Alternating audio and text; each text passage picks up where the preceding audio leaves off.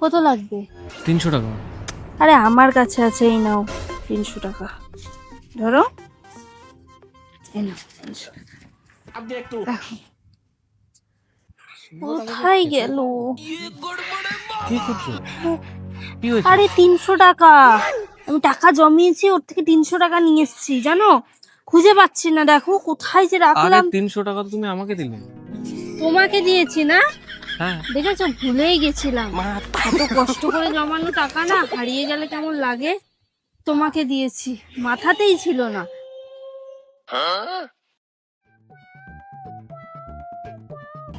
এই বলছি কি, চলো না জুস খেয়ে আসি, আমার কাছে 300 টাকা আছে, চলো। ও শিট, আরে আমি তো ওই ভিতরে তোমাকে 300 টাকাটা দিলাম, ভুলেই গেছি, দেখেছো। 300 টাকাটা থাকলে এখন জুস খেতে পারতাম বলো। আরে ওটা আমার জমানো টাকা, সকালবেলা নিয়ে এসেছিলাম কিছু খাবো বলে, তোমার তখন লাগলো না তাই তোমাকে দিলাম। আরে আর কি বলবো, আজকাল যখনই রাস্তায় বেরোতে হয় না, কিছু ক্যাশ হাতে নিয়ে বেরোতে হয়। কখন কি দরকার পড়ে বলা যায়। আজকেই দেখ না, আমার বর ক্যাশ আনে, তারপর আমি আমার জমানো টাকার থেকে 300 টাকা ওকে দিলাম।